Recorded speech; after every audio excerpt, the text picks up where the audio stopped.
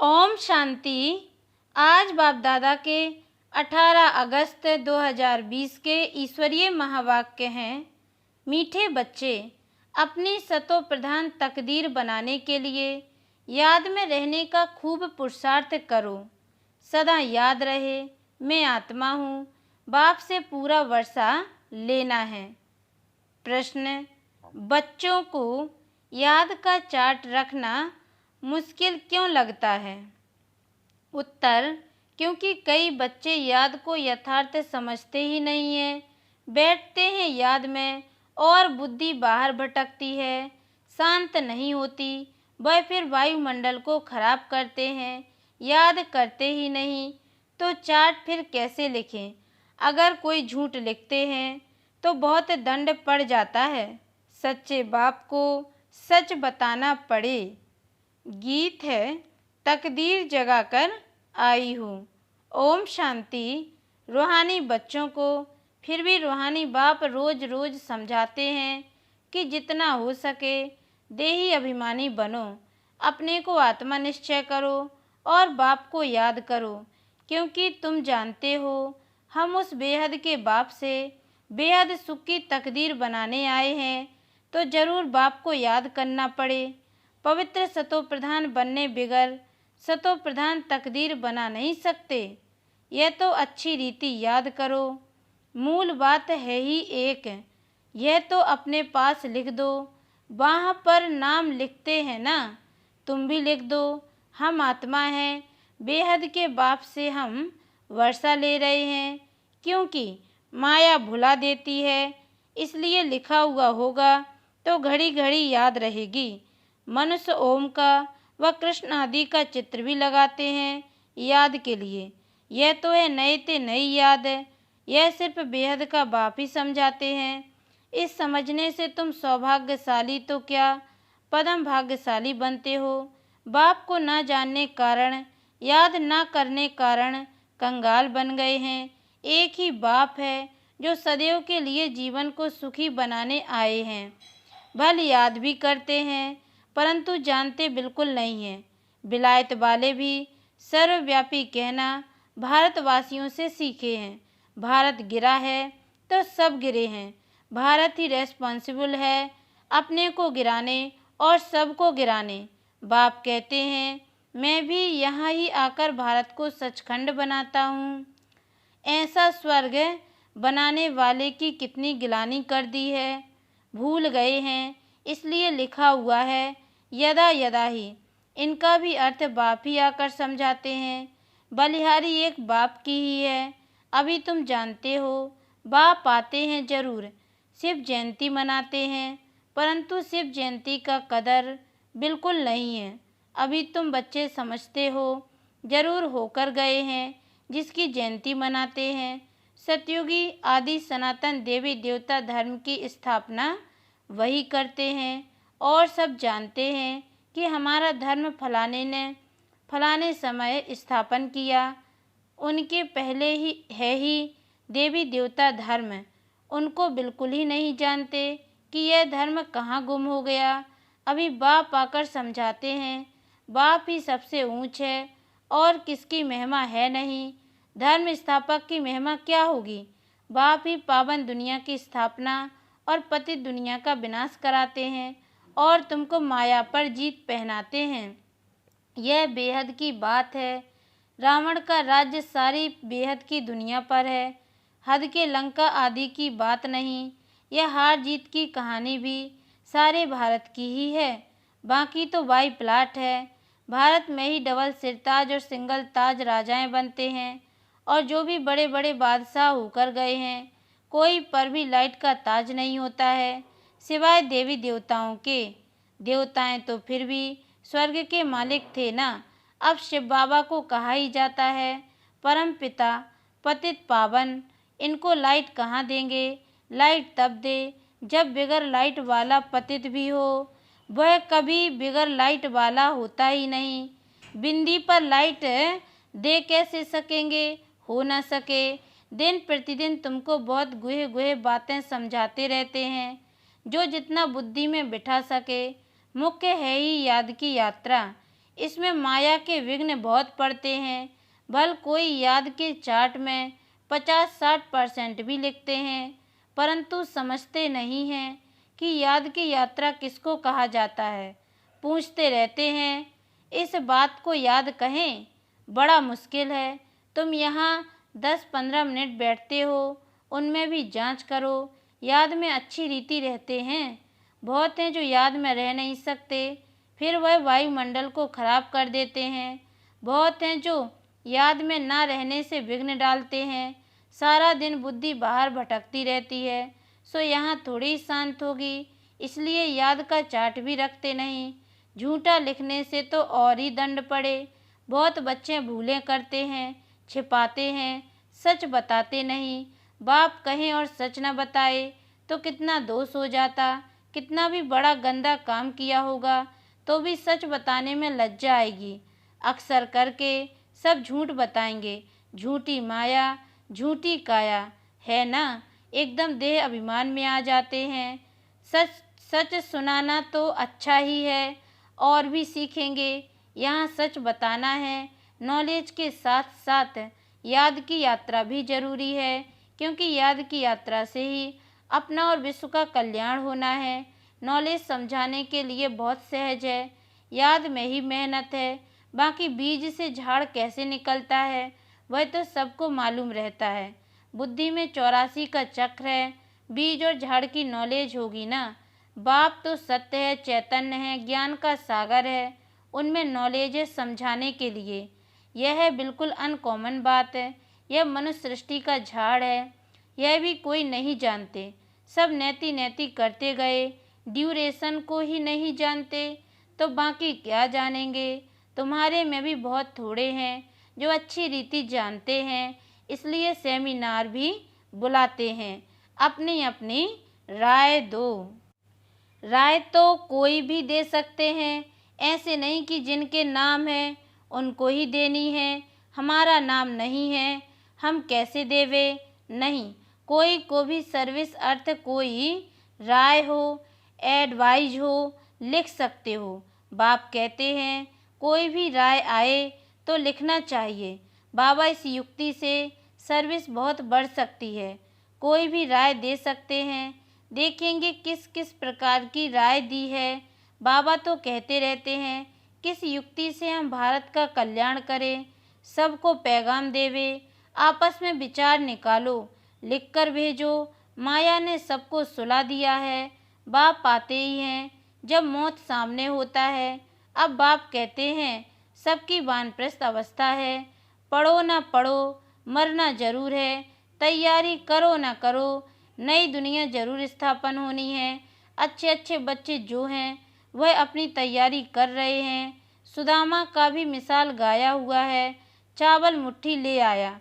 बाबा हमको भी महल मिलने चाहिए, है ही उनके पास है चावल मुट्ठी, तो क्या करेंगे। बाबा ने मम्मा का मिसाल बताया है, चावल मुट्ठी भी नहीं ले आई, फिर कितना ऊंच पद पा लिया।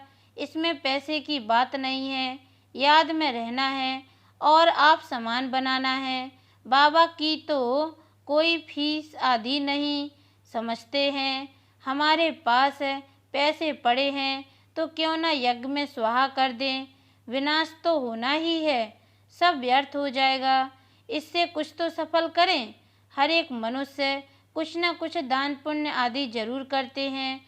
वह है पाप आत्माओं को दान पुण्य, फिर भी उसका अल्पकाल के लिए फल मिल जाता है। समझो कोई यूनिवर्सिटी कॉलेज आदि बनाते हैं, पैसे जास्ती हैं, धर्मशाला आदि बना देते हैं तो उनको मकान आदि अच्छा मिल जाएगा, परंतु फिर भी बीमारी आदि होगी ना। समझो किसने हॉस्पिटल आदि बनाई होगी तो करके तंदुरुस्ती अच्छी रहेगी, परंतु उनसे सब कामनाएं तो सिद्ध नहीं होती हैं। यहाँ तो बेहद के बाप द्वारा तुम्हारी सब कामनाएं पूरी हो जाती हैं। तुम बनते हो पावन, तो सब पैसे विश्व को पावन बनाने में लगाना अच्छा है ना। मुक्ति जीवन मुक्ति देते हो, सो भी आधा कल्प के लिए। सब कहते हैं हमको शांति कैसे मिले? वह तो शांति धाम में मिलती है, और सतयुग में एक धर्म होने के कारण वहाँ अशांति होती नहीं। अशांति होती है रावण राज्य में। गायन भी है ना, राम राजा राम प्रजा, वह अमरलोक है। वहाँ अमरलोक में मरने का अक्षर होता नहीं। यहाँ तो बैठे बैठे अचानक मर जाते हैं। इसको मृत्यु लोक है, उसको अमरलोक कहा जाता है। वहाँ मरना होता नहीं। पुराना एक शरीर छोड़ फिर बालक बन जाते हैं। रोग होता नहीं। कितना फायदा होता है। श्री श्री की मत पर तुम एवर हेल्दी बनते हो। तो ऐसे रूहानी सेंटर्स कितने खुलने चाहिए। थोड़े भी आते हैं, वह कम है क्या? इस समय कोई भी मनुष्य ड्रामा के ड्यूरेशन को नहीं जानते हैं। पूछेंगे तुमको फिर यह किसने सिखलाया है? अरे हमको बताने वाला बाप है। इतने ढेर बीके हैं। तुम भी बीके हो। शिव बाबा के बच्चे हो। प्रजापिता ब्रह्मा के भी बच्चे हो। यह है ह्यूमैनिटी का ग्रेट ग्रेट ग्रैंड फादर। इनसे हम बीके निकले हैं। बिरादरियां होती हैं ना। तुम्हारे देवी देवताओं का कुल बहुत सुख देने वाला है। यहाँ तुम उत्तम बनते हो, फिर वहाँ राज्य करते हो। यह किसको बुद्धि में रह न सके। यह भी बच्चों को समझाया है। देवताओं के पैर इस तमो प्रधान दुनिया में पड़ न सके। जड़ चित्र का परछाया पड़ सकता है, चैतन्य का नहीं पड़ सकता।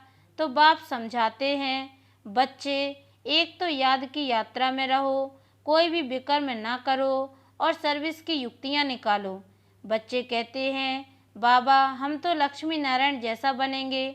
बाबा कहते तुम्हारे मुख में गुलाब, लेकिन इसके लिए मेहनत भी करनी है। ऊंच पद पाना है तो आप सामान बनाने की सेवा करो। तुम एक दिन देखेंगे एक एक पंडा अपने साथ 100-200 यात्री भी ले आएंगे। आगे चल देखते रहेंगे। पहले से थोड़ी कुछ कह सकते हैं। जो होता रहेगा सो देखते रहेंगे। यह बेहद का ड्रामा है। तुम्हारा है सबसे मुख्य पार्ट बाप के साथ, जो तुम पुरानी दुनिया को नई बनाते हो। यह है पुरुषोत्तम संगम युग।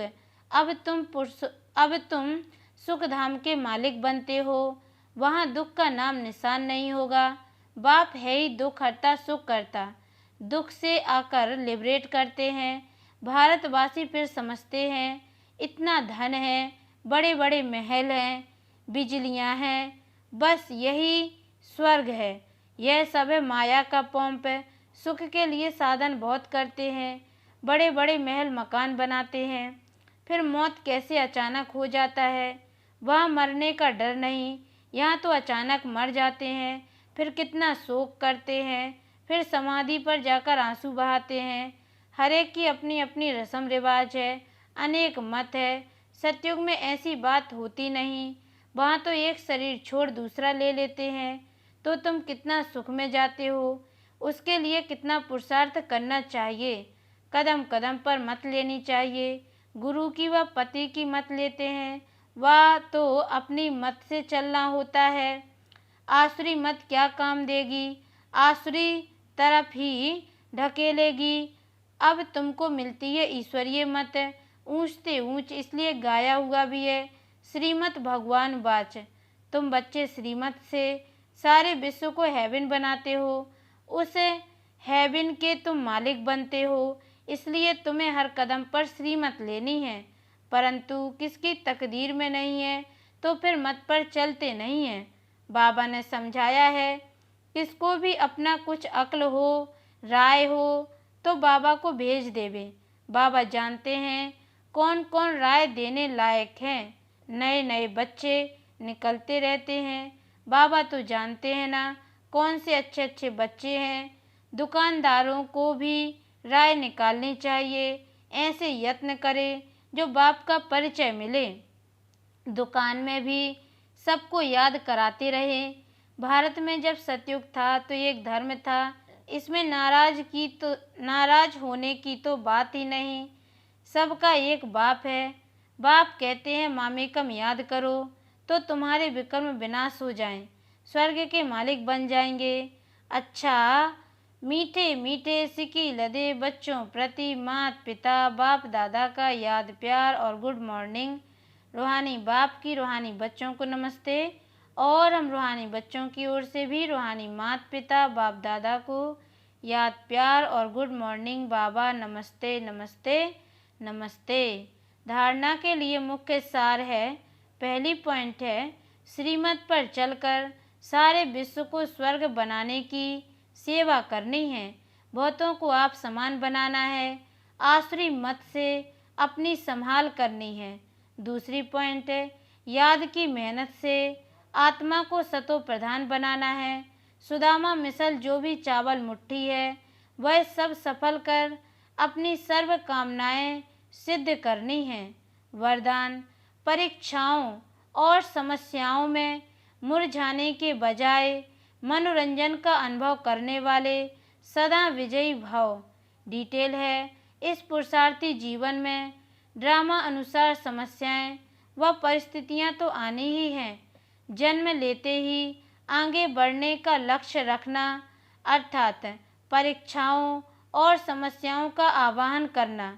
जब रास्ता तय करना है तो रास्ते के नज़ारे ना हो यह हो कैसे सकता, लेकिन उन नज़ारों को पार करने के बजाय यदि करेक्शन करने लग जाते हो तो बाप की याद का कनेक्शन लूज हो जाता है और मनोरंजन के बजाय मन को मुरझा देते हो। इसलिए वह नज़ारा वह के गीत गाते आगे बढ़ो, अर्थात सदा विजयी भव के वरदानी बनो। स्लोगन है, मर्यादा के अंदर चलना माना मर्यादा पुरुषोत्तम बनना। अच्छा, ओम शांति।